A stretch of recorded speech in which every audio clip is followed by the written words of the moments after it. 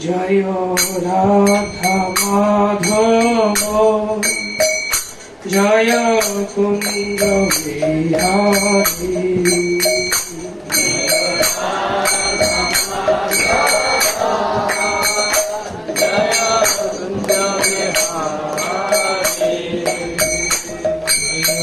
রাধা মাধব জয় কুঞ্জ বিহারী জয় রাধা মাধব জয় কুঞ্জ বিহারী গোপী জনা বল্লভ জয় গিরি গোপী জনা বল্লভ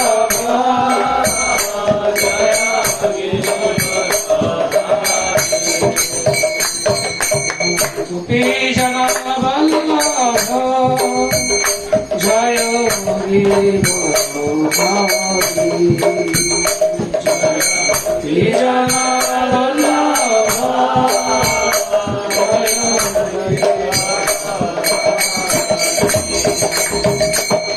যশোদা নন্দন ভজ জল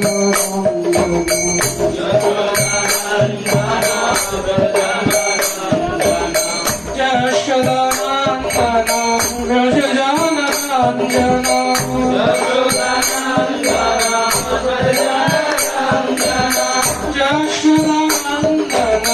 ভজ জল Ranjan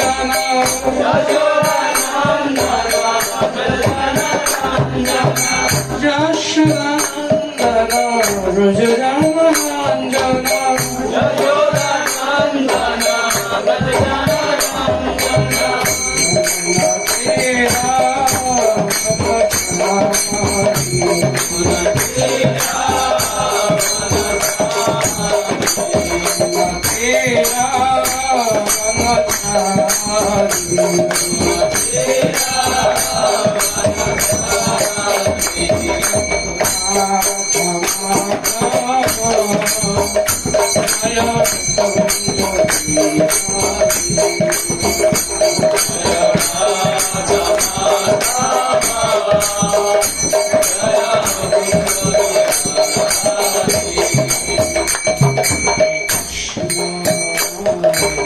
Krishna Krishna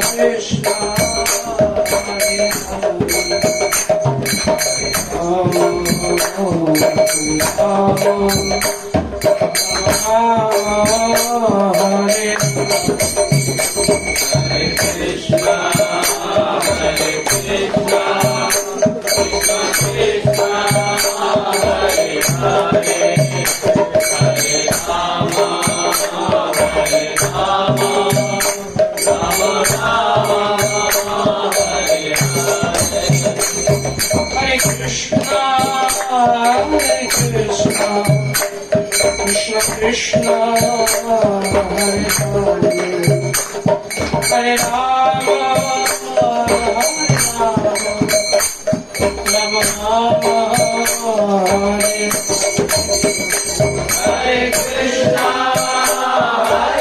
Krishna Krishna Hare Hare Hare Rama Rama Rama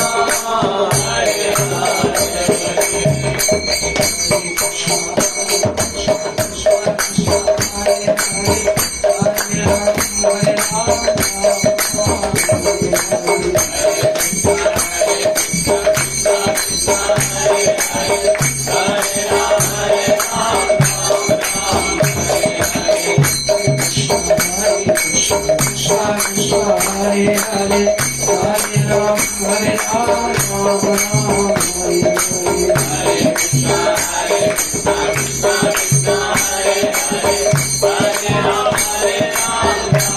Hare Krishna Hare Krishna Krishna Krishna Hare Hare Hare Rama Hare Rama Rama Rama Hare Hare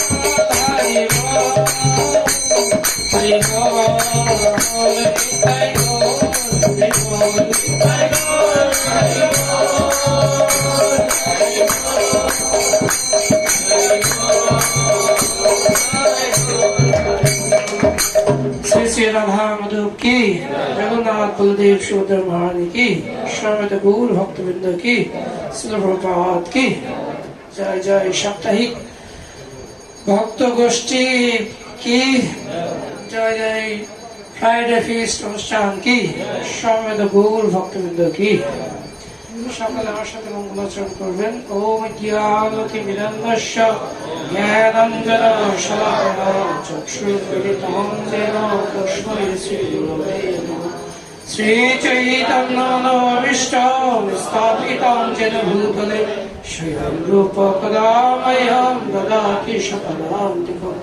वन्देऽहं श्रीगुरु श्रीयुतो पदकमलं श्रीगुरुं वैष्णवाञ्च श्रीरूपं सकुजातं सहगना रघुनाथान्वितं तं सजीवं साद्वैतं सावधूतं परिजनसहितं कृष्ण चैतन्यदेवं श्रीराधा कृष्णपादनं सहगना ललिता श्रीशाखान्वितं च नमो विष्णुपादाय कृष्णप्रेष्ठाय भूतले श्रीमते सद्भक्तिवेदान्त स्वामिनिति नामिने नमस्ते सरस्वती देवी गौरवाणी प्रचारिणे निर्विशेष शून्यवादी प्रसन्नवदने वंशाकल्पतरुभ्यश्च कृपा सिन्धुभ्येव च पतितानां पावनेभ्यो वैष्णवेभ्यो नमो नमः। पञ्चतत्त्वात्मकं कृष्णं भक्तरूपशल्कं भक्तावतारं भक्ताक्षं नमामि भक्तशक्तिकम्। नमो महावदन्नाय कृष्ण प्रेम भगते कृष्णाय कृष्ण चैतन्य नाम्ने गुरुतिषे नमो नमः। नीलाचल निवासाय नित्याय परमात्मने बलभद्र सुभद्राभ्यां जगन्नाथाय नमः। हे कृष्ण करुणा सिन्धु दीनबन्धु जगत्पते गोपेश गोपिका कान्त राधाकान्त नमोस्तुते। तप्तकाञ्चन गौराङ्गी राधे वृन्दावनेश्वरी विश्वभानुसुते देवी प्रणमामि हरिप्रिये। ॐ वृन्दाय तुलसीदेव्यै प्रियाय केशवस्य विष्णुभक्तिप्रदे देवी सत्यवत्यै नमो नमः। সকলে দুহাত উঁচু করুন। जय श्री कृष्ण चैतन्य प्रभु नित्यानंद श्री अद्वैत गदाधर शिवासादि गौर भक्तवृंद। हरे कृष्ण कृष्ण कृष्ण हरे हरे हरे राम राम राम हरे हरे। हरे कृष्ण कृष्ण कृष्ण हरे हरे हरे राम राम राम हरे हरे।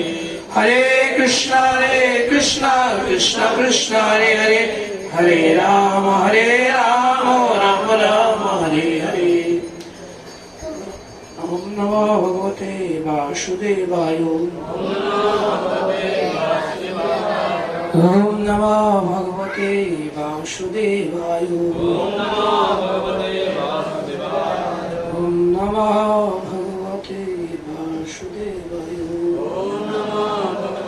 নারায়ণাম নমস্কৃত্যং নরং চৈব নরোত্তমং দেবীং সরস্বতীং ব্যাসং ততো জয়মুদীরয় নষ্টপ্রায়েষু ভদ্রেষু নিত্যং ভাগবतं সেবয়া ভগবতি মুক্তং শ্লোকে ভক্তির্ভক্তির্নষ্টিকে মুখং করোতি বাচালং পঙ্গুর্লঙ্ঘয়তে গিরিং যৎকৃপাতমহং বন্দে পরমানন্দমাধবং শ্রীগুরুদেবতারিণং শ্রীচৈতন্যপরমেশ্বরং হরি ওম তৎসৎ হরি ওম তৎসৎ হরি ওম তৎসৎ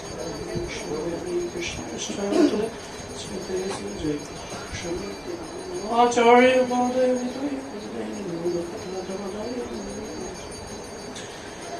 হরে কৃষ্ণ। সকলকে সুস্বাগতম আমাদের সাপ্তাহিক ফ্রাইডে ফিস্টে। তো শুরুর টাইমে একটা গল্প বলি। গল্প শুনতে কার কার ভালো লাগে? খুব ভালো। তো একটা ব্যক্তি পথ দিয়ে হেঁটে যাচ্ছিল, ঠিক আছে? তো কি হয়েছে, তো দেখলো যে উপর থেকে অনেকগুলো কি ফেলতেছে, অনেকে টাকা ফেলতেছে।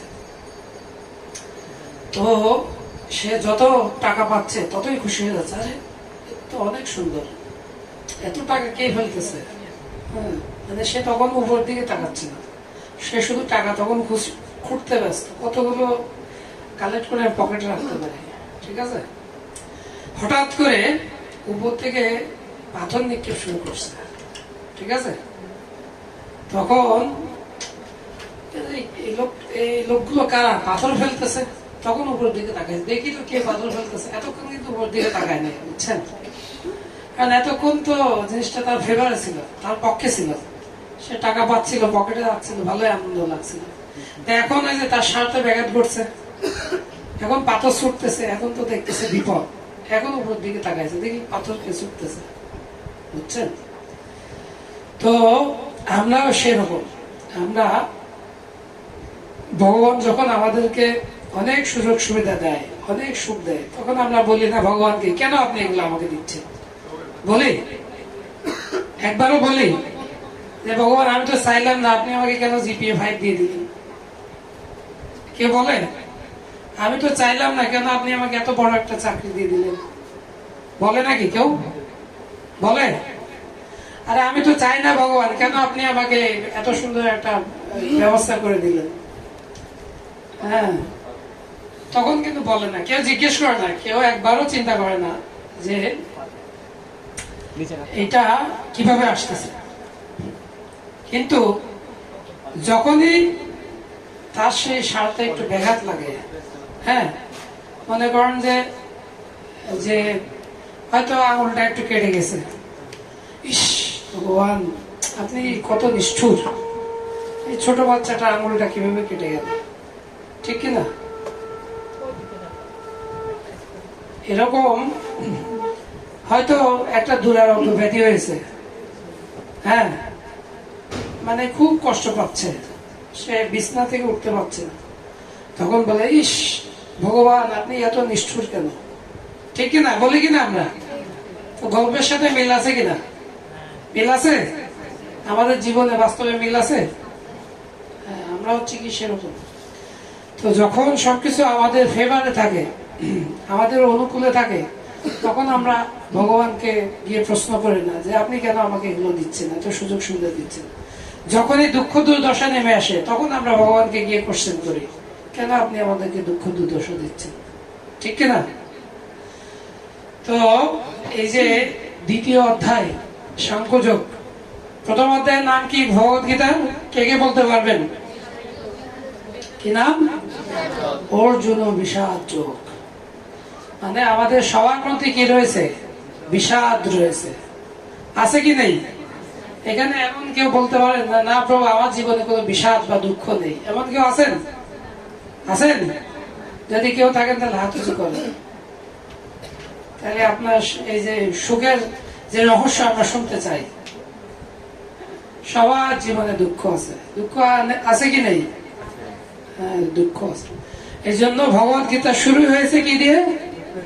বিষাদ যোগ, অর্জুন বিষাদ যোগ। প্রথমে হচ্ছে কি বুঝতে হবে এই জগৎটা সুখের জায়গা নয়, এই জগৎটা আছে কি দুঃখের জায়গা। এখন তো আরো বেশি করে বুঝতেছেন আপনারা, বুঝতেছেন না?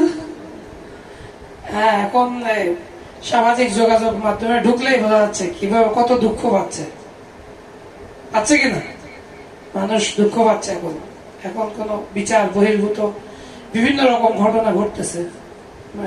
এখন সবাই প্রত্যাশা করতেছে না যে এই ধরনের আইন শৃঙ্খলা অবনতি হোক, তারপরে হয়ে যাচ্ছে। তো প্রবাদ বলছে যতই ভালো থাকার চেষ্টা করো না কেন দুঃখ আসবে, যতই প্রোটেকশন দাও না কেন দুঃখ আসবে। দুঃখ অনিবার্য, কিন্তু সেই দুঃখকে কিভাবে আমরা দুঃখকে সাথে নিয়ে চলবো সেই শিক্ষাই ভগবত গীতায় ভগবান শিক্ষা দিচ্ছেন। তো প্রথম অধ্যায় অর্জুন বিষাদ যোগ, দ্বিতীয় অধ্যায় হচ্ছে গিয়ে কি সাংখ্য যোগ। তো এই অধ্যায়কে বলা হচ্ছে, সংক্ষেপে বলা হচ্ছে এই অধ্যায়ের সার সংক্ষেপ বলা হচ্ছে গীতা। গীতা কি? গীতা কেন? আপনাদের মনে রাখার জন্য কি বলা হচ্ছে? গীতা, GITA, গীতা।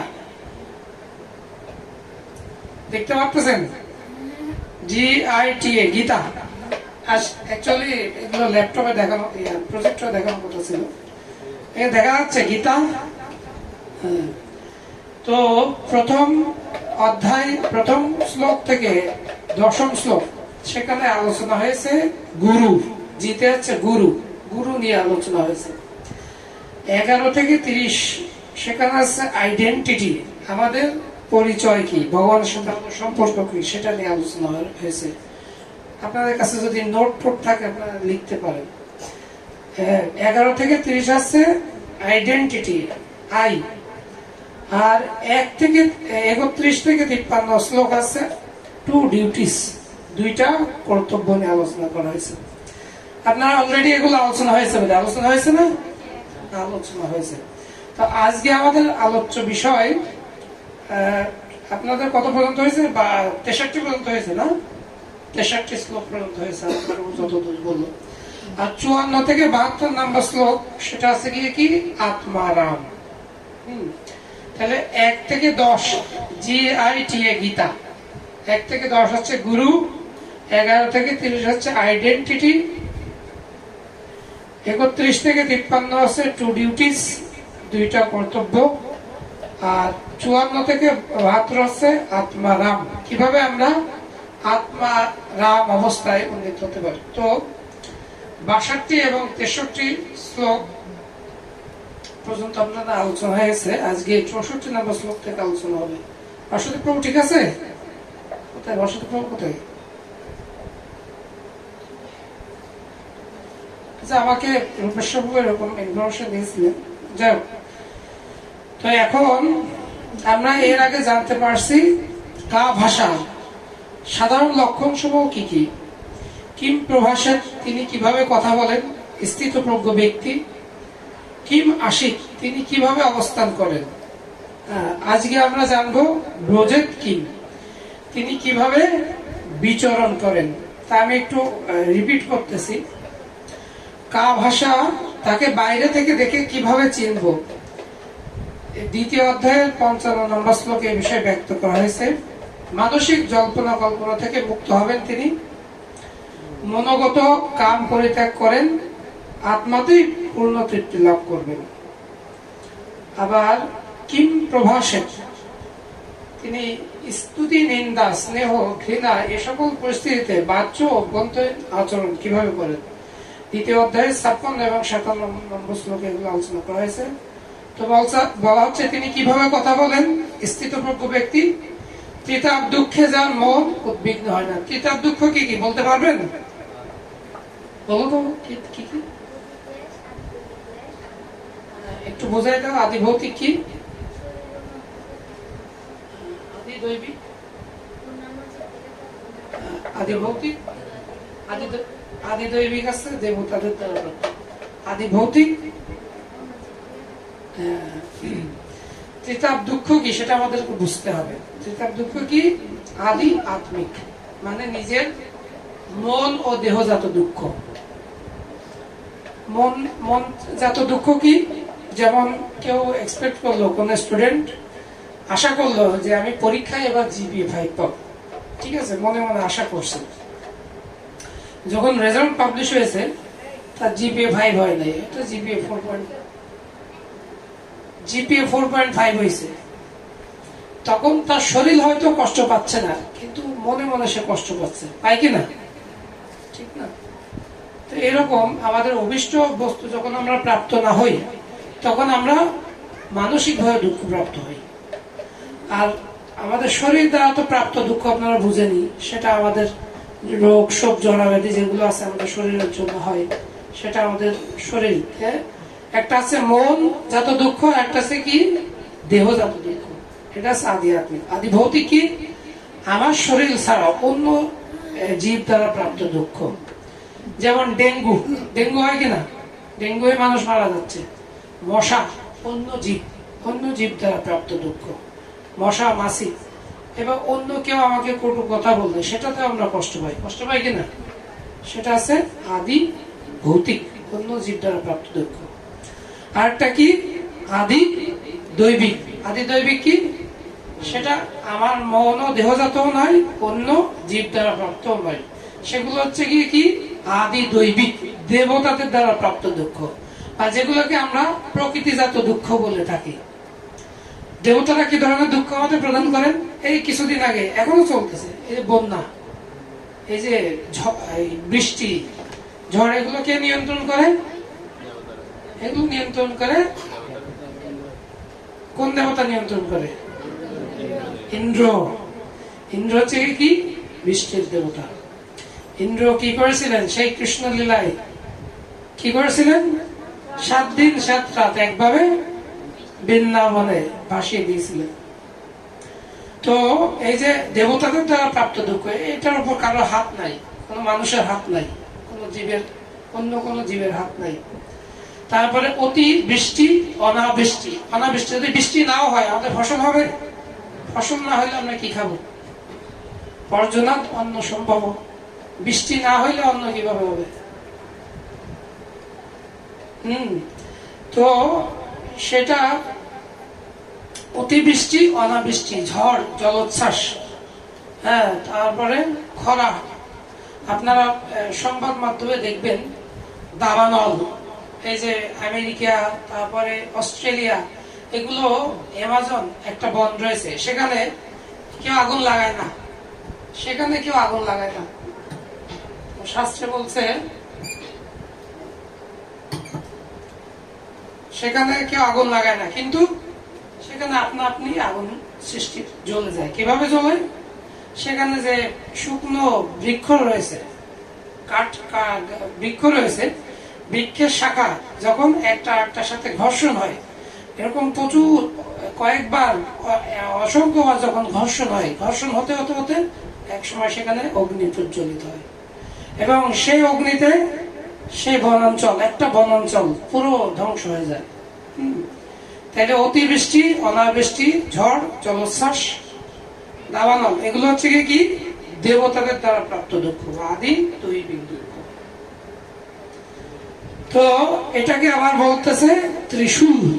আপনারা যে সামনে দুর্গাপূজা হবে, দুর্গাপূজাতে মা দুর্গার হাতে কি থাকে? ত্রিশূল। ত্রিশূল কাকে বিদ্ধ করে মা দুর্গা? কাকে? অসুরকে। আপনি যদি সুর হন তাহলে আপনাকে ত্রিশূল বা ত্রিতাপ দুঃখ ভেদ করতে পারবে না, কিন্তু আপনি যদি অসুর হন তাহলে কি আপনি ত্রিতাপ দুঃখ প্রাপ্ত হবেন। দেবতারাও এই কি বলে ভক্তদের উপর তার দুঃখ আসে, কিন্তু ভক্তরা সেগুলোকে কি হিসেবে গ্রহণ করে? ভগবানের আশীর্বাদ বা করুণা হিসেবে গ্রহণ করে। যেমন বিড়াল, বিড়াল কি করে? তার বাচ্চাকে যখন ধরে, হ্যাঁ, তখন এই তার বাচ্চাকে মনে করে যে আমার মা আমাকে মেরে ফেলবে, এটা মনে করে, বরং সুরক্ষিত অনুভব করে, না আমার মা যেহেতু আমাকে ধরছে একটা সুরক্ষিত জায়গায় রাখবে, ঠিক না? আবার একই বিড়াল যখন একটা ইঁদুরের ঘাড় মটকায় ধরে, তাহলে সেটা কিরকম হয়? সেটা তখন এই ইঁদুরটা কি মনে করে? সুরক্ষা দিয়ে, বিড়াল কি তাকে সুরক্ষা দেওয়ার জন্য ধরছে, নাকি তাকে ধ্বংস করার জন্য ধরছে? তাকে আত্মস্থ করার জন্য ধরছে, তাকে সে খাবে এই জন্য সে ধরছে। তো তদ্রূপ এই ত্রিতাপ দুঃখ ভক্তের কাছে এরকম বিড়ালের মতো তার মায়ের স্নেহ রূপে আসে, আর অভক্তদের কাছে এই মৃত্যুর থাবা করাল গ্রাস রূপে আসে, সেটা অভক্তরা বুঝতে পারে না। তো প্রভুপাদ একবার কি হয়েছে, প্রভুপাদের একটা আঙুলে হঠাৎ করে কেটে গেছে, কেটে কিছু রক্তপাত হয়েছে। তো ভক্তরা জিজ্ঞেস করছে, প্রভুপাদ আপনি তো ভগবানের অনেক শুদ্ধ ভক্ত, তো আপনার কেন আঙুল কেটে গেল? তো প্রভুপাদ বলছে, আরে আমার তো পুরো হাতটা কেটে যাওয়ার কথা ছিল, ভগবান কৃপা করে আমার একটু আঙুল কেটে দিয়েছে। এটা হচ্ছে ভক্তর কি মনোভাব, ঠিক না? আর ভক্তরা কি বলবে, আরে ভগবান তুমি কেমন, আমি যাবো আজকে বিয়েতে, অমুকের বিয়েতে ভালো ভালো খাইতে যাবো, আমার আঙুলটা কেটে দিলাম, ঠিক না? এটা হচ্ছে ভক্ত এবং অভক্তের মনোভাব। তো তিনি কিভাবে কথা বলেন, ত্রিতাপ দুঃখে যার মন উদ্বিগ্ন হয় না, সুখ উপস্থিত হলে যার স্পৃহা হয় না, যিনি রাগ ভয় ও ক্রোধ থেকে মুক্ত, জড় বিষয়ে আসক্তি রহিত, যিনি প্রিয় বস্তু লাভে আনন্দিত হন না এবং অপ্রাপ্তিতেও দেশ করেন না। ঠিক আছে, আমি এই জিনিসটা পেলে আমার খুব ভালো লাগে, সেটা পেয়ে ভক্তরা কি হয় না, অত্যন্ত উচ্ছ্বসিত হয় না। আবার কিছু পায়নি বলে তার জন্য ভক্তরা দেশ করেন না, তার কারণ তারা জানেন সবকিছু হচ্ছে কি কি কর্মের ফলস্বরূপ আমরা প্রাপ্ত হচ্ছে। ভগবত গীতায় ভগবান বলছেন না, শ্লোকটা মনে আছে আপনাদের, কর্মণ্যে বা অধিকার হস্তে মা ফলেষু কদাচন, মা কর্ম ফল হেতুর ভূ মাত্র সঙ্গ কর্ম। তো বলছে কর্মফলের আশা করো না, তুমি কর্মফলের আশা না করে কি করবে, তোমার স্বভাব বিহিত কর্ম করো, আমি সেই কর্মের ফল কে প্রদান করবে, ভগবান প্রদান করবে, কর্মের ফল রহিত হয়ে কর্ম করো। কিম আশিক,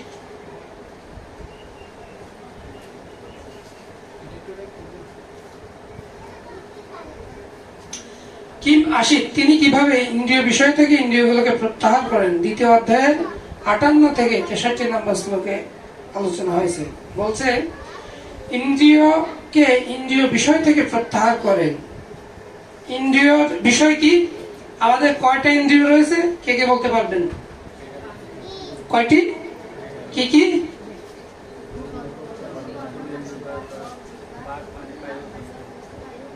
মন, এই বলা হচ্ছে মন সহ 11 ইন্দ্রিয়, মনোষষ্ঠানি ইন্দ্রিয়ানি প্রকৃতি স্থানে প্রসূত। তো বলছে এর 5টা হচ্ছে কর্মেন্দ্রিয় আর 5টা আছে কি কি জ্ঞানেন্দ্রিয়।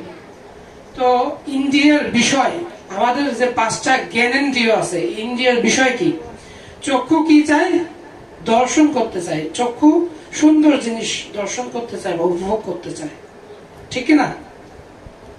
আমরা সবসময় সুন্দরের পূজারী, ঠিক না? আজকে যদি মনে করেন যে আমি কাদামাটি মেখে এখানে আপনাদের সামনে বসতাম, দেখতে ভালো লাগতো আপনাদের? আরে প্রভু কি করে নাই, চুলগুলো ঠিক মতো আশ্রয় নাই প্রভু, ঠিক না? তো চক্ষু সুন্দর জিনিস দেখতে চায়, কর্ণ কি চায়, কর্ণ কি চায়, কর্ণ সবসময়ের জন্য সুন্দর জিনিস শ্রবণ করতে চায়, যদিও সেটা আমরা সুন্দর জিনিস শ্রবণ করি না, আমরা কি শ্রবণ করি, এই ব্যক্তির মধ্যে কি কি দোষ আছে, খুব মিষ্টি, আর একটু বল না, আর একটু বল, ঠিক না? আরে জানিস ওই ভক্তটা কি করছে, আরে বল না বহু সম্পর্কে আর একটু বল, আরে আমি তো জানি প্রভু তো এরকম, ঠিক কিনা?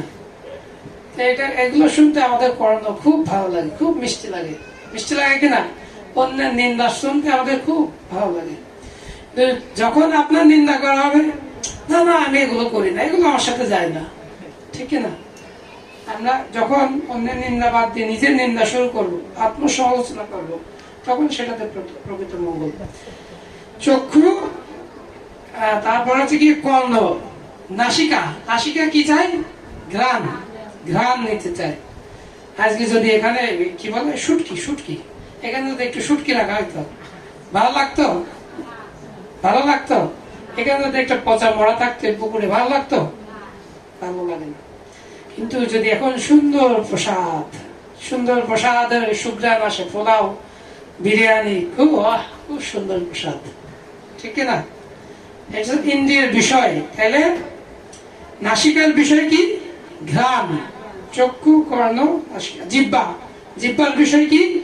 রস আস্বাদন। জিহ্বা ভালো ভালো খেতে চায়। এখন যদি সেই কুমিল্লা রসমালাই আপনাদের সামনে ধরা হয়, আহ প্রভু খুব সুন্দর, শুনেই তো আনন্দ লাগতেছে প্রভু। শ্রবণে অর্ধভোজনম, শ্রবণ করে অর্ধেক খাওয়াই যাচ্ছে, তাই তো? তাহলে আমাদের জিহ্বার বিষয় হচ্ছে কি?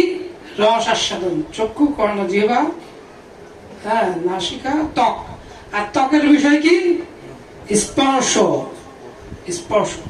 এখন যদি একটা 100 ডিগ্রি সেন্টিগ্রেড জলের মধ্যে আপনার হাতটা ডুবিয়ে দেয়, ভালো লাগবে? ভালো লাগবে না, ঠিক আছে? কিন্তু আমার যদি যখন ব্যথা পাই, তখন যদি একটু বরফ ডলে দেয়, তখন খুব ভালো লাগবে। তো স্পর্শ সুখ, এই ত্বক সবসময় জন্য কি চাই? স্পর্শ সুখ চাই। তো বলছে এই ত্বক দিয়ে কি করতে হবে? হাত দিয়ে বা ত্বক দিয়ে ভগবানের ভক্তদেরকে আলিঙ্গন করতে হবে, ভগবানের মন্দির অর্জন করতে হবে। যাই হোক, তো সে বলছে ইন্দ্রিয়কে ইন্দ্রিয়ের বিষয় থেকে প্রত্যাহার করেন। অ্যাকচুয়ালি এই যে ইন্দ্রিয়গুলো আছে, সেগুলো কখনো নিষ্ক্রিয় নয়। আপনি চাইলেও আপনার চোখকে বন্ধ রাখতে পারবেন না। চোখ দেখতে চাইবেই, সুন্দর জিনিস দেখতে চাইবেই, কিন্তু চোখকে কি করতে হবে? চোখকে ভগবানকে বলতে হবে, ভগবান আজও অনেক সুন্দর শৃঙ্গার হয়েছে, ভগবানের সুন্দর মুকুটটা সুন্দর হয়েছে, ভগবানের এই যে সজ্জা খুব সুন্দর হয়েছে। ভগবানের রূপে আমাদের চোখকে নিবিষ্ট করতে হবে। কর্ম দিয়ে কি করতে হবে? হরি কথা শ্রবণ করতে হবে, নিন্দা নয়। জিহ্বা দিয়ে কি করতে হবে? অভক্ষ ভক্ষণ নয়, কৃষ্ণ প্রসাদ ভক্ষণ করতে হবে। নাসিকা, নাসিকা দিয়ে কি করতে হবে? ভগবানের চরণে অর্পিত যে তুলসী বা যে সুগন্ধি দ্রব্য রয়েছে, সেগুলো ধ্যান নিতে হবে। আর ত্বক দিয়ে কি করতে হবে? সেটা তো আমি বললাম, ভক্তদের আলিঙ্গন করতে হবে, ভক্তদের সেবা করতে হবে। তো বলছে ইন্দ্রিয়গুলো হচ্ছে বিষধর সর্পের মতো। ইন্দ্রিয়গুলো আপনাকে যে কোনো সময় বিপদগামী করতে পারে, যে কোনো একটা ইন্দ্রিয়। এখন মিষ্টির দোকানের সামনে দিয়ে যাওয়ার সময় আপনার যদি মনে হয় খুব সুন্দর কুমিল্লা রসমালাই, পকেটে টাকা নেই, কি হয়েছে, আমি তো একটু চুরি করে নিতেই পারি, যদি এরকম মনে হয়, হ্যাঁ, মায়ের একটাও নিচেই পড়বে না, সব পিঠে পড়বে, ঠিক আছে? এভাবে আমাদের প্রত্যেকটা ইন্দ্রিয় আমাদেরকে কি করে? যে কোনো একটা ইন্দ্রিয় যদি আমাদের অসংযত হয়, আমাদেরকে বিপদগামী করতে পারে, ঠিক আছে? চক্ষু দিয়ে যদি আমরা কি করি? আমরা যদি যেগুলো নিষিদ্ধ জিনিস, যেগুলো দেখা উচিত না, সেগুলো দেখি, হ্যাঁ, নিষিদ্ধ সঙ্গের প্রভাব দ্বারা আমরা প্রভাবিত হতে পারি। হ্যাঁ, কর্ণ দিয়ে যদি আমরা অন্যের নিন্দা মন্দ শ্রবণ করি, ঠিক আছে? তাহলে আমাদের বলতেছে রুক্মিণী দেবী, সেই কৃষ্ণকে কখনো দেখে নাই, দেখছে কখনো কৃষ্ণকে দেখছে? কিন্তু নারদ মুনি রুক্মিণী দেবীর কাছে আছে কৃষ্ণের গুণ মহিমা বর্ণনা করছেন, এবং তিনি শ্রবণ করে তিনি কৃষ্ণকে ভালোবেসেছেন, তার হৃদয়ে স্থান দিয়েছেন পতি হিসেবে। তো আমাদেরকেও এরকম হতে হবে, কৃষ্ণ সম্পর্কে শ্রবণ করে কৃষ্ণকে আমাদের হৃদয়ের অভদ্রগুলোকে দূর করে কৃষ্ণকে আমাদের হৃদয়ে ধারণ করতে হবে। চক্ষু, কর্ণ, জিহ্বা, নাসিকা, ত্বক। এইভাবে আমাদের ইন্দ্রিয়গুলোকে কি করতে হবে? যে কোনো একটা ইন্দ্রিয় যদি আমাদের বিপদগামী হয়। ঠিক আছে, এরকম খুব সুন্দর উদাহরণ রয়েছে। যেমন মাছ খেতে খুব পছন্দ করে। আমি দেখেছি, আমি নিজে দেখেছি, আমি ছোটবেলায় একটা পুকুরে, আমি বড়শিতে কিচ্ছু নাই, কোনো টপ টপ কিছু নাই, আমি বড়শিটা শুধু পুকুরে এরকম নাড়াচ্ছি শুধু দিয়ে দিয়ে, দেখি একটু পরে একটা মাছ উঠে গেছে। কেন কি? ওরা খেতে খুব পছন্দ করে মাছরা, ওরা দেখে না এটা কি, আর এইটার সুযোগ নেই শিকারীরা, ওদেরকে কিছু খেতে দেয় আর ওরা বুঝতে পারে না এটা শিকারী টোপ ফেলেছে, খেতে যায়, ওদেরকে শিকার হয়ে যায়। ঠিক না? তদ্রুপ ভাবে এরকম যখন অগ্নি প্রজ্বলিত হয়, আগুন, সেখানে কতগুলো কি আছে, কতগুলো ফায়ার ফ্লাইস বা আগুনের পোকা আপনারা দেখবেন গ্রামে গঞ্জে। যখন এখন তো বিদ্যুৎ আসছে, হ্যাজাক লাইট ছিল, হ্যাজাক লাইট দেখছেন, সেগুলো যখন প্রজ্বলিত করা হয়তো অনেক পোকা সেখানে আসতো কিনা, এবং সেগুলো কিছুক্ষণ ওই আলো রূপ দেখে তারা আসতো, এবং আসার পরে কিছুক্ষণের পরে একটু লাভ দিয়ে মারা যেত। তো রূপ দর্শন করে তারা কি হইতো, এই যে তারা দর্শন করছে, তারা মৃত্যু হইতো। এরকম উদাহরণ রয়েছে। যেমন একটা রয়েছে কস্তুরী মৃগ, যাদের নাভিতে অনেক সুগন্ধি সৃষ্টি হয়, এবং যখন এই সুগন্ধি আসে তারা বুঝতে পারে না সুগন্ধ কোথা থেকে আসতেছে। হ্যাঁ, আপন গন্ধে মোর কস্তুরী মৃগ সমান, কবিরা বলেছে। তো বলছে সে এই গন্ধ কোথা থেকে আসতেছে এটা বোঝার জন্য সে সারা বন এখান থেকে এক মাথা থেকে আরেক মাথা ছুটে বেড়ায়, কিন্তু সে বুঝতে পারে না আসলে গন্ধটা কোথা থেকে আসতেছে। এভাবে ছুটতে ছুটতে ছুটতে ছুটতে সে এক সময় মারাই যায়, অথচ গন্ধটা কোথায় ছিল? গন্ধটা ছিল তার নাভিতে, সে বুঝতে পারে না। তো এইভাবে যে কোনো একটা ইন্দ্রিয়, এই সমস্ত পশুরা বা এই সমস্ত প্রাণীরা একটা ইন্দ্রিয় তাদের অসংযত ছিল, তাই তারা মৃত্যুবরণ করছে। আর মানুষের তো 5টা ইন্দ্রিয়ই প্রবল, প্রবল কিনা? আমাদের 5টা ইন্দ্রিয় প্রবল। কৃষ্ণ প্রসাদে আমাদের রুচি নেই, কৃষ্ণ কথাতে আমাদের রুচি নেই, কৃষ্ণের রূপ দর্শনে আমাদের রুচি নেই, আমাদের সবকিছুতে অরুচি। আমাদের প্রত্যেকটা ইন্দ্রিয় কি আমাদের অসংযত, সংযত নয়। তা আমরা তাহলে কিরকম শত্রুর সাথে বসবাস করছি? এই জন্য ইন্দ্রিয়গুলোকে কি বলা হচ্ছে? বিষধর সর্প, ভেনমাস কোবরা। হ্যাঁ, বিষধর সর্প ইন্দ্রিয়গুলো আপনাকে যে কোনো সময় দংশন করতে পারে যদি সেগুলো নিয়ন্ত্রিত না হয়। আর ভক্তরা হচ্ছে কি? ভক্তরা হচ্ছে গিয়ে সাপুড়ে। সাপুড়েরা কি করে? সাপকে বিন বাজায় কন্ট্রোল করে। কন্ট্রোল করে কিনা? এই যে একটু আগে কীর্তন হয়েছে, আপনারা নাচছেন, এরকম নাচছেন, বিন বাজারে যেমন সাপটা নাচে, মাথা নাচে, আপনারা নাচছেন। হ্যাঁ, ভক্তরা কি করে? এরকম ভগবানের নাম কীর্তন করে, বিন বাজায়। আর কি সাধারণ মানুষ তখন আর ইন্দ্রিয়গুলোর কথা মনে থাকে না, খুব সিনেমাটা খুব ভালো ছিল এটার মনে থাকে না, এই অমুকে শাহরুখ খানের সিনেমা চলতেছিল এটার মনে থাকে না। মনে থাকে? তখন সে নিত্য কীর্তনে তালে তালে সবাই ঝুঁকতে থাকে। তো তো সেটা বলা হচ্ছে কি ইন্দ্রিয়গুলোকে রাখতে হবে কুর্মের মতো। কচ্ছপ সে কি করে? যখন প্রতিকূল পরিস্থিতি হয় সে কি করে? তার হাত পা গুলোকে খোলসের মধ্যে রাখে, ঠিক আছে? আবার যখন অনুকূল পরিস্থিতি হয় সে হাত পা গুলোকে আবার বাইরে বের করে এবং তার স্বাভাবিক ক্রিয়াকর্ম যেগুলো আছে সেগুলো করতে থাকে।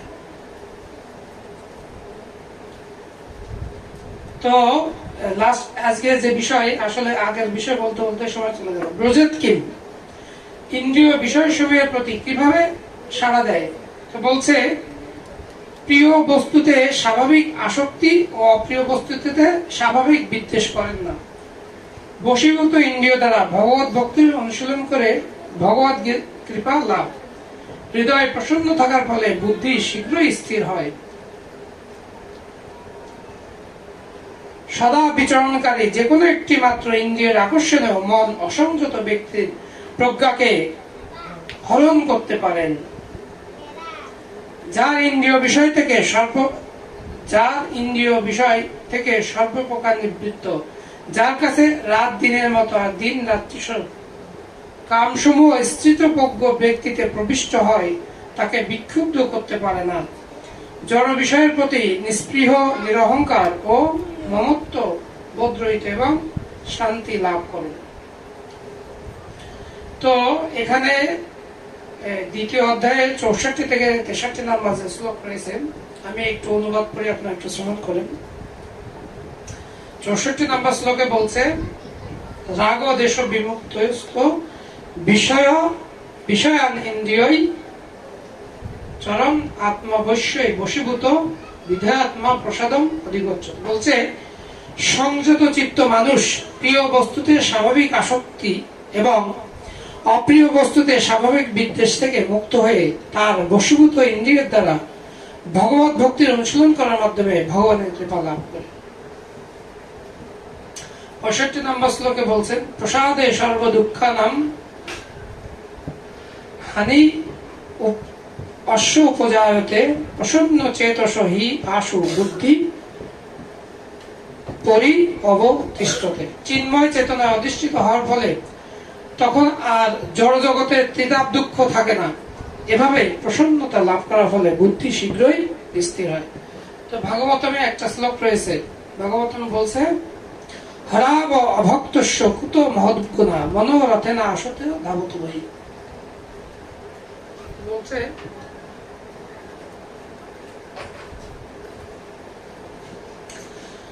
তো বলছে যারা ভগবানের ভক্ত নয় তাদের মধ্যে সদ্গুণাবলী কোথায়? হরাব অভক্তস্য মনোরথে না আসতি ধাবত বহি।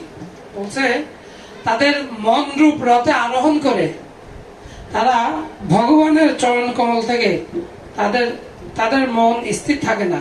ধাবত বহি, মন রূপ রথে আরোহণ করে তারা কি করে? বিষয়ের প্রতি ধাবিত হয়। তো বলছে আর যারা ভগবানের ভক্ত তাদের মধ্যে ভগবানের সমস্ত সদ্গুণাবলী আপনা থেকেই বিকশিত হয়, শুধু ভগবানের ভক্ত হওয়ার ফলে। নাস্তি বুদ্ধির যুক্তস্য ন চ যুক্তস্য ভাবনা ন চ ভাবয়ত শান্তির অসন্তস্য কুত সুখম। বলতেছে যে ব্যক্তি কৃষ্ণ ভাবনায় যুক্ত নয়, তার চিত্ত সংযত নয়, তাই তার পারমার্থিক বুদ্ধি থাকতে পারে না, যার অভাববশত শান্তি লাভের কোনো সম্ভাবনা থাকে না। আর শান্তি ব্যতি রেখে কিভাবে সুখ লাভ করা যেতে পারে? সেটাই বলছে যে কেউ যদি কৃষ্ণ ভাবনায় ভাবিত না হয়, তার ইন্দ্রিয় সমূহ যদি সংযত না হয়, সে শান্তি কিভাবে লাভ করবে? আর যদি শান্তি লাভ না করে, সে সুখ কিভাবে লাভ করবে? সম্ভব নয়। তাই বলছে নির্দিষ্ট লক্ষ্যের অভাবই সমগ্র অশান্তির কারণ। আর কেউ যখন নিশ্চিতভাবে বুঝতে পারে যে শ্রীকৃষ্ণই পরম ভোক্তা, অধীশ্বর ও সর্বভূতের পরম শরীর, তখন তার চিত্ত স্থির হয় এবং তার ফলে সে প্রকৃত শান্তি লাভ করে। তাই শ্রীকৃষ্ণের সঙ্গে সম্বন্ধ রহিত হয়ে যে জীবন অতিবাহিত করে, সে যতই বাহ্যিকভাবে শান্তি ও পারমার্থিক প্রগতি দেখাবার চেষ্টা করুক না কেন, সে সর্বদাই দুঃখ দুর্দশায় পীড়িত ও অশান্ত। কৃষ্ণ ভাবনামৃত একটি স্বপ্রকাশিত শান্তিপূর্ণ অবস্থা, যা কেবল শ্রীকৃষ্ণের সঙ্গে সম্বন্ধ স্থাপন করার মাধ্যমেই লাভ করা যেতে পারে। তারপর শ্লোকে বলছে, ইন্দ্রিয়ানাম হি চরতাম জন মনঃ অনুবিধীয়তে তদস্য হরতি প্রজ্ঞাম বায়ুর নাবম ইব অম্বসী। বলতেছে এটা এখানে একটা উদাহরণ দিয়েছে। বলছে প্রবল বায়ু নৌকাকে যেমন জলের উপর দ্রুত ভাসিয়ে নিয়ে যায়, তেমনি সদা বিচরণকারী যে কোনো একটি ইন্দ্রিয়ের প্রতি আকর্ষণের ফলে মন অসংযত ব্যক্তির প্রজ্ঞাকে হরণ করতে পারে। বলছে একটা নৌকা, এই পুকুরে যদি একটা নৌকা থাকে, ঠিক আছে, সেটা যদি অ্যাঙ্কর করা না থাকে, মানে বাধা না থাকে, তাহলে কি প্রবল বায়ু যদি এখানে আসে, নৌকাটা এক জায়গায় স্থির থাকবে? নৌকাটাকে সে কি করবে? সে ভাসিয়ে নিয়ে চলে যাবে। ঠিক তদ্রূপ আমাদের ইন্দ্রিয়গুলো যদি ভগবানের সেবায় যুক্ত না থাকে, আমাদের ইন্দ্রিয়গুলো যদি অসংযত হয়, তাহলে কি হবে?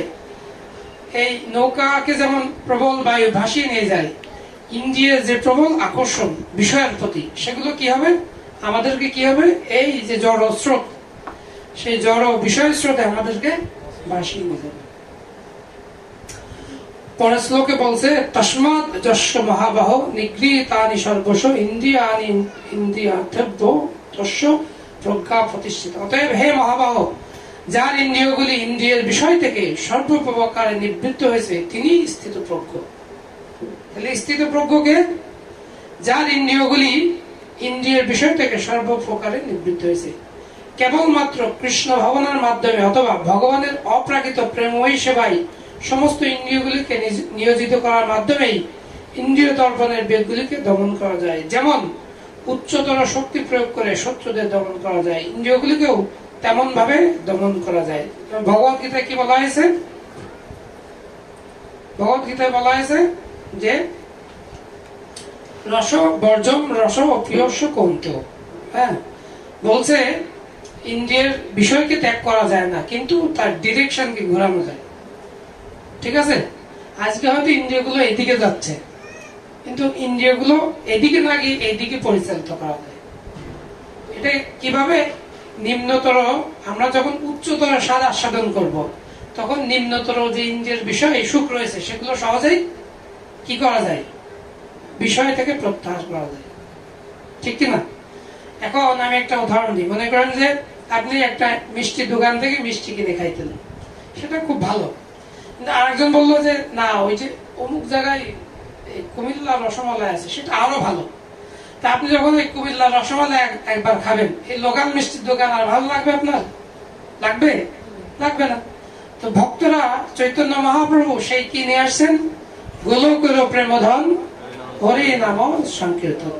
তো এই যে যদি উচ্চতর স্বাদ ভগবানের প্রেমময় ভক্তি বা হরিনাম যদি কেউ একবার হৃদয়ে ধারণ করে, তার প্রতি যদি কারো একবার আসক্ত হয়, এই যে জড়জাগতিক যে বিষয়গুলোতে মানুষ আনন্দ উপভোগ করে, বলছে তুমি যদি একদিনের জন্য আনন্দ চাও তাহলে কোথাও ঘুরতে যাও, আর যদি তুমি 1 মাসের জন্য সুখী হতে চাও তাহলে একটা বিবাহ করো।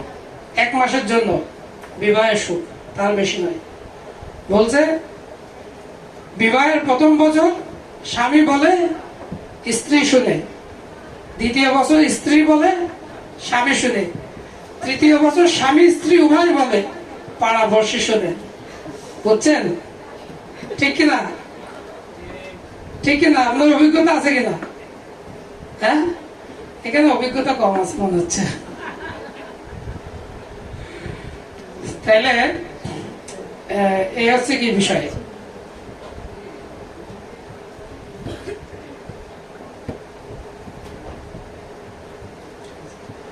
তারপর বলছে যা সমস্ত জীবের পক্ষে যা রাত্রি স্বরূপ স্থিতপ্রজ্ঞ, সেই রাত্রিতে জাগরিত থেকে আত্মবুদ্ধিনিষ্ঠ আনন্দকে সাক্ষাৎ অনুভব করেন। আর যখন সমস্ত জীবেরা জেগে থাকে তখন তত্ত্বদর্শী মনির নিকট তার রাত্রি স্বরূপ। এটা অনেক ফিলোসফি আছে, তা আপনারা আপাতত এটুকু বুঝুন যে ভোরবেলায় ভক্তরা যখন কীর্তন করে, মঙ্গল আরতি করে, আমরা তখন শুকিয়ে নিদ্রা যাই। ঠিক কিনা? আমরা তখন নাক ডেকে ঘুম যাই। তো সেটা ভোরবেলা উঠে কি করতে হবে? হ্যাঁ, ভোরবেলা উঠে হাত মুখ ধুয়ে ফ্রেশ হয়ে তিলক করে ভগবানের মঙ্গল আরতি করতে হবে, ভগবানের নাম জপ করতে হবে, এইভাবে দিন শুরু করতে হবে। ঠিক আছে? তখন নিশা কি হয়ে যাবে? ভোর হয়ে যাবে। তা না হলে ভোর নিশা হয়ে যাবে। বোঝা গেল?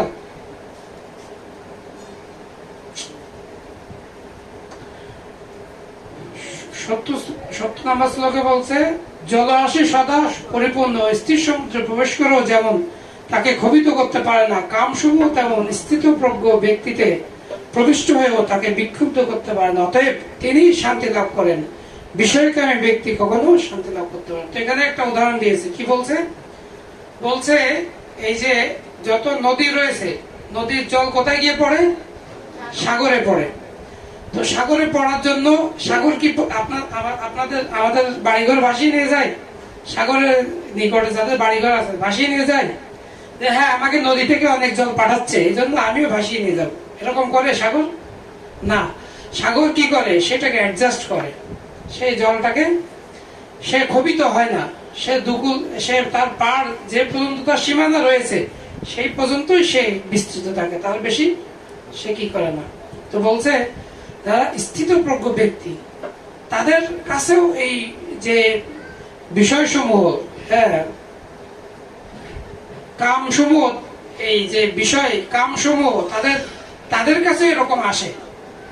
হ্যাঁ, কিন্তু তাদেরকে স্থিতপজ্ঞ ব্যক্তিকে তারা ক্ষোভিত করতে পারে না ইন্দ্রিয়ের বিষয়সমূহ। ঠিক যেমন সমুদ্র, হ্যাঁ, এই জলরাশি আসার পরেও সে কি থাকে, তার নিত্য নৈমিত্তিক যে ধর্ম সেটা পালন করতে হবে। খুব সুন্দর উদাহরণ দিয়েছে প্রভুপাদ। তো বলছে ভক্তি মুক্তি সিদ্ধিকামী সকলই অশান্ত, কৃষ্ণ ভক্ত নিষ্কাম অতএব শান্ত। তারপরে পরের শ্লোকে বলছে যে ব্যক্তি সমস্ত কামনা বাসনা পরিত্যাগ করে জড় বিষয়ের প্রতি নিস্পৃহ নিরহংকার ও মমত্ববোধ রহিত হয়ে বিচরণ করেন তিনিই প্রকৃত শান্তি লাভ করেন। আবার বলতেছে নিষ্কাম হওয়ার অর্থ বুঝতে হবে। নিষ্কাম হওয়ার অর্থ নিজের ইন্দ্রিয় তৃপ্তির জন্য কোনো কিছুরই আকাঙ্ক্ষা না করা। পক্ষান্তরে ভগবান কৃষ্ণকে সেবা করার কামনাই হচ্ছে প্রকৃত নিষ্কাম। তো এখানে একটা কি রয়েছে, এখানে একটা কনফিউশন রয়েছে, ডাউট রয়েছে। তো অর্জুনকে যখন ভগবান কৃষ্ণ বলছে যে তুমি নিষ্কাম হও, তো অর্জুন কি চেয়েছে আমরা ভগবত গীতা 2য় অধ্যায়ে দেখেছি। সে বলছে যে আমি সবকিছু পরিত্যাগ করে কি করব, বনে গিয়ে আমি ভজন সাধন করবো, আমি সন্ন্যাসী হয়ে ভজন সাধন করবো। তো ভগবান বলছে এটা ভক্তি নয়, কারণ তুমি হচ্ছে কি ক্ষত্রিয়, ক্ষত্রিয়র কাজ কি ধর্ম যুদ্ধ করা, বনে গিয়ে এরকম সন্ন্যাসীর মতো তপস্যা করা নয়। বলছে তোমার কাজ হচ্ছে মা মনুষ্মর যুদ্ধ চাও, তুমি যুদ্ধ করবে কিন্তু কি করে, আমাকে স্মরণ রেখে তুমি যুদ্ধ করবে, আমার নির্দেশে আমাকে স্মরণ করে তুমি যুদ্ধ করবে। তো নিষ্কাম মানে এই নয় যে আমি সংসারের কাজ সব পরিত্যাগ করে শুধু ভগবানের নাম জপ করবো, সেরকম নিষ্কাম নয়। বোঝা গেল? বাচ্চা কাচ্চা আছে তাদেরকে দেখবো না, এই পতি পত্নীকে দেখবো না, এগুলো নিষ্কাম নয়। ঠিক আছে? নিত্য নৈমিত্তিক যে কর্মগুলো রয়েছে সেগুলো আমি পরিত্যাগ করে ভগবানের শুধু নাম জপ করে, এগুলো নিষ্কাম নয়। আপনার যে কাজ আছে সেগুলো করতে হবে, কিন্তু সেগুলোকে কিভাবে করতে হবে, কৃষ্ণ ভাবনায় ভাবিত কৃষ্ণের জন্য করতে হবে। সবকিছুকে কৃষ্ণের সাথে সম্পর্কিত করে করতে হবে। যেমন কেউ যখন বাজার করছে চিন্তা করতে হবে হ্যাঁ এটা দিয়ে কি হবে, রান্না হবে, কৃষ্ণের ভোগ, কৃষ্ণের জন্য আমরা ভোগ রন্ধন করবো, কৃষ্ণ এটা গ্রহণ করবে, ঠিক কিনা? অর্থ উপার্জন করছে, এই অর্থ দিয়ে কি করবো আমরা কৃষ্ণ সেবায় লাগাবো। আমরা ভগবানের যে পবিত্র গ্রন্থ রয়েছে সেগুলো আমরা কিনবো, সেগুলো কিনে আমরা পড়বো, যাতে আমাদের ভক্তি জীবনে কি হয়, ভক্তি বৃদ্ধি হয়। আমরা সেগুলো সাধু সন্ন্যাসীদেরকে আমরা দান করব, যাতে তারা আরো বেশি প্রচার করতে পারেন। সেগুলো আমরা ভগবানের সেবায় দান করব, যাতে ভগবানের নিত্য সেবা কি হয়, আরো উত্তরোত্তর বৃদ্ধি হয়, ভগবান আরো সন্তুষ্ট হয়, আমাদেরকে কৃপা বর্ষণ করে।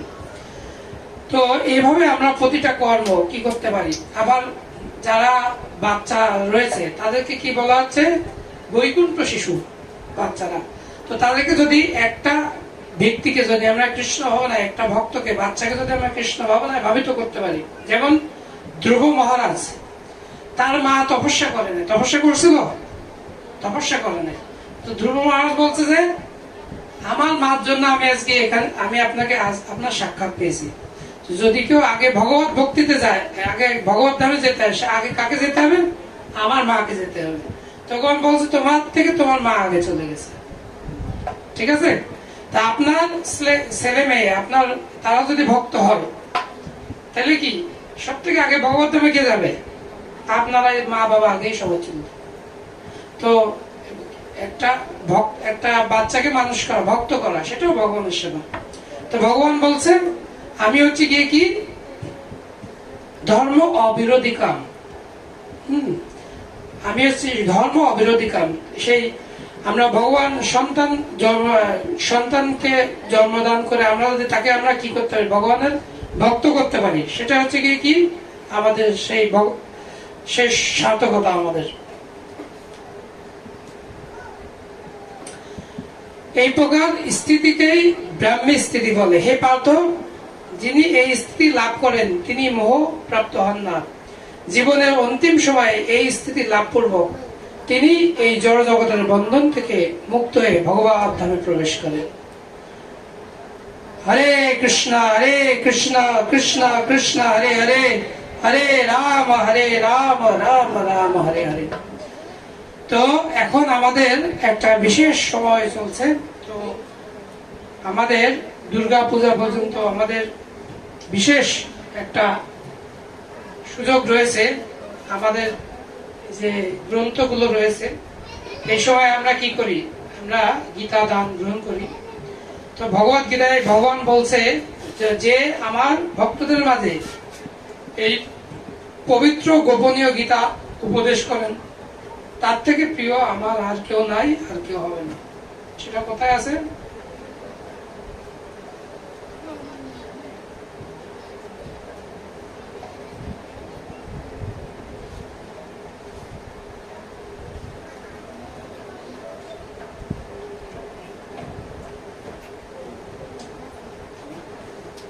তো বলছে ন চ তস্মৎ মনুষ্যেষু কশ্চিন্মে প্রিয়কৃত্তম ভুবিত ন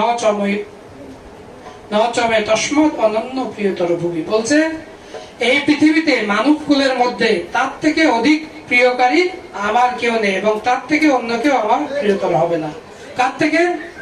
আগে শ্লোকে বলছে অষ্টম অধ্যায়ের অষ্টাদশ অধ্যায় 68 নম্বর শ্লোকে, জয় ইদম পরমম গুজ্জম মদ ভক্তে সবিতাশ্বতী ভক্তিময়ী পরাম কীর্তম মামে বৈশ্যত্ব অসংশয়। বলছে যিনি আমার ভক্তদের মধ্যে এই পরম গোপনীয় গীতা বাক্য উপদেশ করেন, তিনি অবশ্যই পরাভক্তি লাভ পূর্বক নিঃসংশয়ে আমার কাছে ফিরে আসবেন। তো আপনাদের যাদের বাসায় এই গীতা পবিত্র ভগবত গীতা নাই, তারা এই খুব আমাদের যে সুযোগ রয়েছে এই মাসে আমরা গীতা দান গ্রহণ করছি। আপনারা যাদের বাসায় নাই আপনারা গীতা নিতে পারেন, আর যাদের বাসায় রয়েছে তারা আপনাদের বিভিন্ন রকম দান রয়েছে। যেমন অনেকে তুলা দান করে, তাদের বাচ্চা কাচ্চা ওয়েট করে যতটুকু ওজন হয় তো কতগুলো গীতা দান করে। আবার অনেকে তার মাতা পিতার যে বার্ষিকী রয়েছে তাদের স্মরণ করে 10টা 20টা ব্রাহ্মণ বৈষ্ণবদের গীতা দান করেন। আবার এই আপনাদের যারা যারা এগুলো প্রচার করতে ইচ্ছুক, এখানে অনেক ভক্ত রয়েছে, আপনারা এগুলো প্রচার করতে পারেন। আপনারা নিজেই শুনলেন ভগবত গীতা 2য় অধ্যায় 68 এবং 69 শ্লোকে ভগবান নিজেই বলছেন যে যারা আমার ভক্তদের মাঝে এই পরম গোপনীয় গীতা বাক্য দান করেন, তার থেকে প্রিয় আমার আর কেউ নাই। কারণ ভগবত ভক্তের একটাই কাজ, কি কাজ? তো বলছে যারা তারা পরস্পর যখন মিলিত হয় তখন কি করে? হ্যাঁ, তুষ্যন্তি চ রমন্তি চ, তারা পরস্পরের মধ্যে এই গীতার জ্ঞান কি করে? আলোচনা করে। এটা আলোচনা করেই তারা তুষ্টি লাভ করে এবং আনন্দ লাভ করে, এবং অন্য কিছুতে আনন্দ নাই। আপনি আজকে যদি এখানে একটা সিনেমার কাহিনী আলোচনা করা হয় তো আপনারা আনন্দ পাইতেন? আনন্দ পেতেন? সে আনন্দ কতক্ষণ? টিভির থেকে উঠে গেলে আনন্দ। বরঞ্চ টিভি দেখতে দেখতে অনেকে কান্না করে চোখ ভাসায় দেয় কিনা? সেখানে সুখ দুঃখ সবই আছে। কারণ সেগুলো বানিয়েছে কারা? যারা সুখ দুঃখ দ্বারা প্রভাবিত তারাই বানিয়েছে। এই যে গীতা ভগবান হচ্ছে কি? ভগবান কি? অসম ঊর্ধ্ব, আর ভগবান হচ্ছে সমস্ত দুঃখের অতীত। ভগবানের মধ্যে কি সুখ দুঃখ আছে? ভগবান সুখ দুঃখের অতীত। তিনি হচ্ছেন কি? সে পরম সত্তা। আপনি যখন এই যে পাখাটা ঘুরছে কিনা? কেন ঘুরছে? কারণ এটা পাওয়ার হাউসের সাথে কানেক্টেড আছে। এখন আপনি সুইচটা বন্ধ করে দেন, পাখাটা আর ঘুরবে? এখানে পাওয়ার থাকবে না, ঘুরবে না। তা আনন্দের উৎস হচ্ছে কি? কে? ভগবান বলছে কি? ঈশ্বর পরম কৃষ্ণ সচ্চিদ আনন্দ বিগ্রহ, সচ্চিদ আনন্দ। ভগবান হচ্ছে কি? সচ্চিদ আনন্দ। ঈশ্বর পরম কৃষ্ণ সচ্চিদ আনন্দ বিগ্রহ, অনাদিরাদির গোবিন্দম সর্ব কারণ। তো সমস্ত আনন্দের উৎসকে ভগবান কৃষ্ণ স্বয়ং। এই জন্য ভগবানের আরেক নাম কি?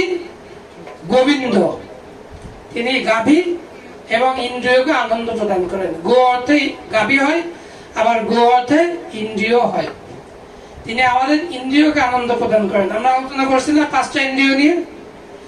আপনারা যখন ভগবানের নাম কীর্তন করেন আপনারা আনন্দ পান কিনা? আপনারা ভগবানের কথা যখন শ্রবণ করেন আনন্দ পান? ভগবানকে দর্শন করলে আনন্দ পান?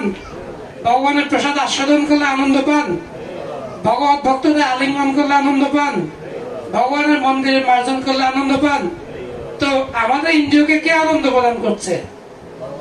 ভগবান এবং ভগবানের সেবা। এই জন্য ভগবান আর এক নাম কি? গোবিন্দ। যিনি গো মানে হচ্ছে ইন্দ্রিয়, আবার গো মানে হচ্ছে গিয়ে কি? গাভী। গোস্বামী, গোস্বামীকে গো মানে কি? ইন্দ্রিয়। যিনি তার ইন্দ্রিয়র স্বামী বা নিয়ন্ত্রণ কর্তা, তার ইন্দ্রিয়কে নিয়ন্ত্রণ করতে পারেন, তারাই হচ্ছেন গিয়ে গোস্বামী। আর একটা হচ্ছে কি? গোদাস, যে তার ইন্দ্রিয় দাস, সে হচ্ছে গোদাস। তো যারা এই ভগবানের ভগবত পবিত্র গ্রন্থ যারা নিয়মিত অধ্যয়ন করবে, প্রচার করবে ভক্তদের মাঝে, তারা গোস্বামীর পদে উন্নীত হবে ধীরে ধীরে। আর এগুলো যারা না করবে, তারা ধীরে ধীরে গোদাসে পরিণত হবে, তারা ইন্দ্রিয়ের দাসে পরিণত হবে। ইন্দ্রিয় যদি বলে, আজকে যদি জিহ্বা বলে যে ওই অবক্ষ বক্ষণ করতে হবে, সে ওইটার জন্যই দৌড়াবে। আজকে যদি বলে না, আজকে ওইখানে সিনেমায় গিয়ে সিনেমা দেখতে হবে, চোখ বলছে, ওইটার জন্যই দৌড়াবে। ইন্দ্রিয়ের দাস হয়ে জীবনযাপন করতে হবে। তখন নিজস্ব ব্যক্তি সত্তা থাকবে না, নিজেকে কন্ট্রোল করতে পারবেন না, ছেলে মেয়েদের কন্ট্রোল করতে পারবেন না। ঠিক আছে? তো এটা একটা অমূল্য সুযোগ যে আমাদের সামনে উপস্থিত হয়েছে, ভগবানের বাণী প্রচার করার এই অমূল্য সুযোগ। এই সুযোগ সারা বছরে একবারই আসে, হ্যাঁ, গণহারে। আর এমনিতে মন্দিরের ভক্ত যারা সবসময় প্রচার করেন, কিন্তু সবার জন্য আমাদের সুযোগ এখন আছে। তো আজকে এই পবিত্র দিনে আপনারা যারা এই গীতা গ্রন্থ নিতে চান, যাদের বাসায় নেয় নিতে পারেন। গীতা আছে, গীতার পরে গীতা হচ্ছে গিয়ে কি? মাস্টার্স লেভেলের। এরপরে গীতা হচ্ছে গিয়ে কি? মাস্টার্স, হ্যাঁ, কি বলে? ইন্টারমিডিয়েট গীতা। গীতার পরে ভাগবতম হচ্ছে মাস্টার্স, ভাগবতমের পরে চৈতন্য চরিতামৃত পিএইচডি লেভেলের। সেখানে ভগবত গীতা ভক্তির যে বিষয় আলোচনা করা হয়েছে, ভগবত গীতায় কি আলোচনা করা হয়েছে? ভক্তির সূত্র আলোচনা করা হয়েছে। কি আলোচনা করা হয়েছে? ভক্তির সূত্র। সূত্র আপনারা জানেন, আর অঙ্ক করছেন না? অঙ্ক করছেন তো? a plus b whole square equal to a square plus twice ab plus b square। এটা হচ্ছে কি? সূত্র। ভগবত গীতায় কিন্তু কোনো প্রয়োগ নাই। প্রয়োগ আছে? ভাগবতমের প্রয়োগ আছে। ভগবত গীতায় ভগবান বলছে কি? তুমি আমার ভক্ত হও, মদ ভক্ত মজ্জাজি মাপ নমস্কার। আমার ভক্ত হও, আমাকে প্রণাম করো, আমাকে পূজা করো।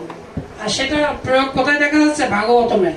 সেটার কি উদাহরণ দিচ্ছে? প্রহ্লাদ মহারাজ, ধ্রুব মহারাজ, তারা হচ্ছে কি ভগবানের ভক্ত। তারা কিভাবে ভগবানকে লাভ করেছে, সেটা ভগবত গীতা আছে সূত্র, কিভাবে ভক্তি করবো।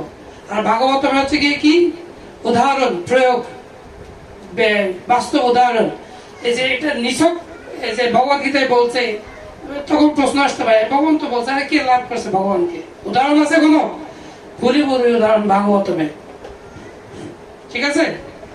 ধ্রুব মহারাজ, প্রহ্লাদ মহারাজ, এরকম অসংখ্য ভক্তের উদাহরণ সেখানে রয়েছে ভাগবতমে। আর চৈতন্য চরিতামৃতে আরো খুঁটিনাটি আলোচনা করা হয়েছে, ভক্তির খুঁটিনাটি খুঁটিয়ে খুঁটিয়ে আলোচনা করা হয়েছে চৈতন্য চরিতামৃতে।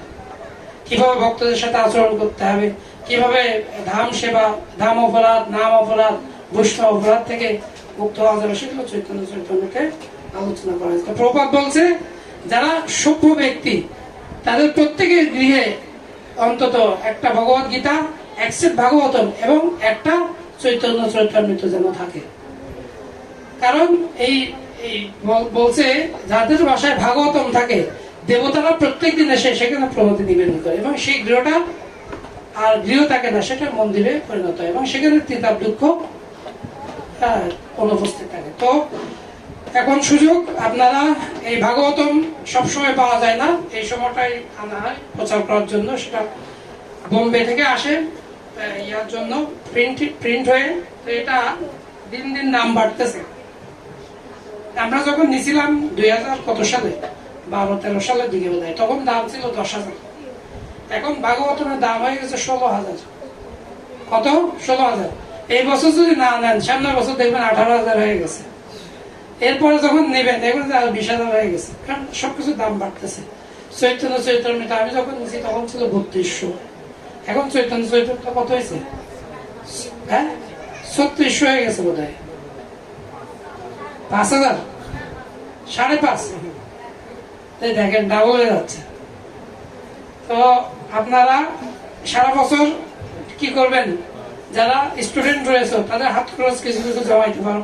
যে আমরা ছোট যে বইগুলো আছে এগুলো নিব, একটা গীতা নিব।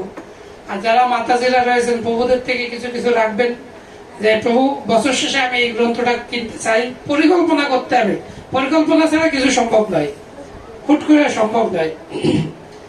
যে যে লাখ টাকা ইনকাম করে তারও পরিকল্পনা করে চলতে হয়, আর যে 50,000 টাকা করে ইনকাম করে তারও পরিকল্পনা করতে হয়, যে 20,000 টাকা ইনকাম করে তারও পরিকল্পনা করতে হয়। পরিকল্পনা ছাড়া কিছুই হয় না, সবার পরিকল্পনা করতে হয়। তো এভাবে ভগবানের কি যদি ভালোবাসেন, ভগবানের গ্রন্থ হচ্ছে কি কি ভগবান থেকে অভিন্ন। ভগবত গীতা কি ভগবানের বাণী, ভগবান নিজ মুখে যা বলছেন সেটা হচ্ছে ভগবত গীতা। এবং এটা হচ্ছে বলছে অন্যান্য শাস্ত্রে যা নাই তা আছে ভগবত গীতায়।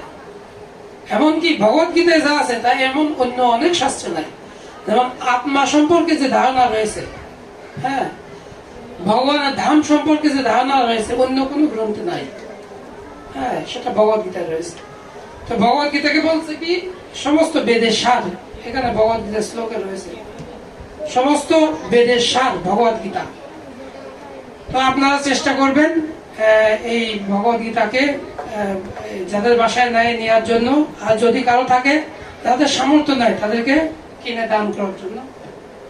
তো আমি আজকে আলোচনা এখানে শেষ করছি। আমার টাইম ছিল 1টা থেকে 2টা, আর 15-17 মিনিট বেশি হয়ে গেছে। হরে কৃষ্ণ কৃষ্ণ কৃষ্ণ হরে হরে, হরে রাম রাম রাম হরে হরে।